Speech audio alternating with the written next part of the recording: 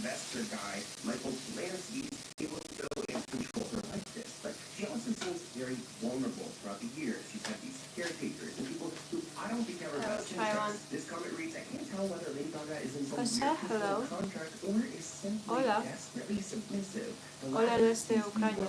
This comment reads, I'm a Gaga fan also. She's very talented and creative. I hope it's not a health issue and that she overcomes whatever it is and gets back to being Gaga. Neighbor Grace thought Lady Gaga was covering up her tattoos because she wanted to be taken as a serious artist and didn't want them to be a distraction. Now this blog reads, I know the narrative these days is that Michael Lansky is both Gaga and this fandom's collective savior. The zucchini is ready. I'm making a salad. Her frequent inclusion of him in everything and the contrast that has to how she's been in the past definitely strikes me as odd. I've been on this ride since 2008, so I'm familiar with the idea that people change and mature and their attitudes evolve with them. You see, Michael is omnipresent. He's on every red carpet. He co-writes her music despite not having any creative experience. It saddens me that in several interviews, Lady Gaga has expressed embarrassment for some of the things she said in the past, even though those things are the reason why we like her and that she's the star who she is today. Since Michael has entered her life, she's been web-wrapped in Cybertrucks and hosting pharma events at her sanctuary home in Malibu. She calls Michael a cancer researcher, but frankly, he's a venture capitalist. I mean, I feel like out there is maybe a cure, but the people who have the cure are just making so much more money off of sick people. I do have an interview of Lady Gaga talking a little bit about her fiancé, Michael Lansky, and here's what she had to say. This piece of your life was having real love. Yeah. Now you have real love. Yeah, I do. No longer Mr. Happy. No, I think I wanted to marry the kids more than anything. It's on our very first date.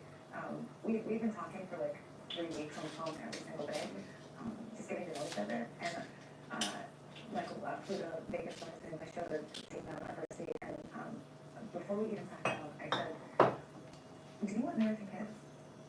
And he goes, "Yeah, I do." And I said, "Okay, are you doing some champagne?" And he goes, "Sure." I think I wanted to know that I was like a young girl. No, he just was the only, and I learned a lot from him. He's so supportive, coming out of this my heart.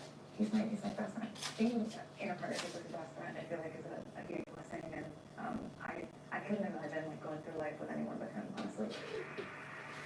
Our next blind item is about Sydney Sweeney. It reads, sure, she's been in a few hit TV shows. She starred in some so-so movies, but if you read the publicity surrounding her, one that she's soon that she's the biggest star in the world. She somehow snags invites to the most desirable events, and if there's a coveted red carpet, she's there. Granted, she's mass and talent. That's not what's boasted her popularity. She's been having an affair with a very powerful and wealthy Hollywood insider, and that's why she's suddenly being promoted as the hottest thing out there. Now, I am not one to shame anyone, but like, who in Hollywood hasn't had a thing with Sydney Sweeney at this point? I mean, go girl. This article claims that Orlando Bloom was fuming that Tom Brady had snapped Sydney Sweeney at the Jeff Bezos wedding. Orlando Bloom is fuming after Tom Brady moved ahead and snagged up Sydney Sweeney. He did not have a chance. And it looks like Tom Brady and Sydney Sweeney were actually partying it up in Venice until 2 a.m. An insider claims that Orlando is gutted.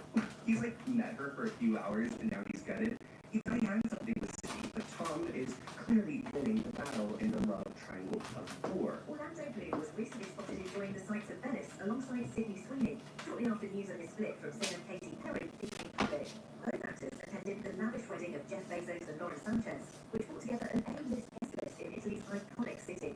Orlando, appearing as a young man after his 9-year relationship with Katy Perry ended, strolled through the city in all-black attire. Sydney herself has recently separated from her fiancé, Jonathan Davino, and both stars seem to be enjoying their time in Venice and as part of the wider group. Despite their respective heartbreaks, Orlando and Sydney appear to be embracing the glamour and excitement of the occasion.